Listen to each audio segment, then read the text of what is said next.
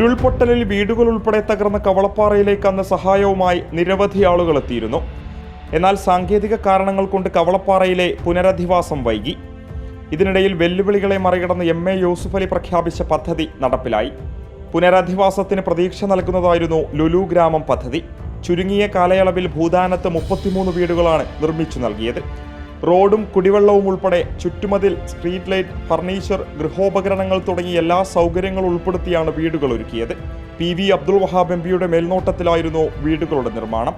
നമ്മുടെ ദുരന്തം നടന്ന് ആദ്യത്തെ 6 മാസക്കാലം ഉത്തരവാദിത്തപ്പെട്ടവരോടൊക്കെ വാഗ്ദാനങ്ങൾക്കൊടുവിൽ ഇത് നടപ്പിലാകാൻ വലിയ പ്രയാസം നേരിട്ടുകൊണ്ടിരിക്കുന്ന സമയത്ത് നാട് വിട്ടുപോകാൻ ആഗ്രഹമില്ലാത്ത കുറേ ആളുകളുണ്ടായിരുന്നു. അവർക്ക് ഈ സ്ഥലത്തിന് അടുത്തു തന്നെ യൂസഫ് അലി സാറ് നിർമ്മാണം ഏറ്റെടുത്തിട്ടുള്ള 30 കുടുംബങ്ങൾക്ക് വേണ്ടി ഭൂമി കണ്ടെത്തുന്ന ഒരു നടപടി സ്വീകരിച്ചു. ഉത്തരവാദിത്തപ്പെട്ട ആളുകൾ നിയമപരമായിട്ടൊക്കെ അതിൽ ബുദ്ധിമുട്ടുണ്ടാക്കുന്ന ഒരു സാഹചര്യം വന്നു.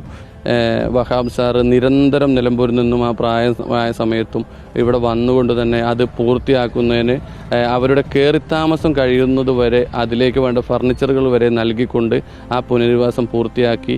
കവളപ്പാറയിലെ ആദ്യത്തെ പുനരധിവാസം 1 വർഷങ്ങൾക്കുള്ളിൽ തന്നെ പൂർത്തിയാക്കി തന്നത് ശ്രീ അബ്ദുൾ വഹാബ് MPയും MA യൂസഫ് അലി സാറുമാണ്. അവരോടുള്ള കടപ്പാട് ഞങ്ങൾക്ക് തീർത്താ തീരാത്തതാണ്.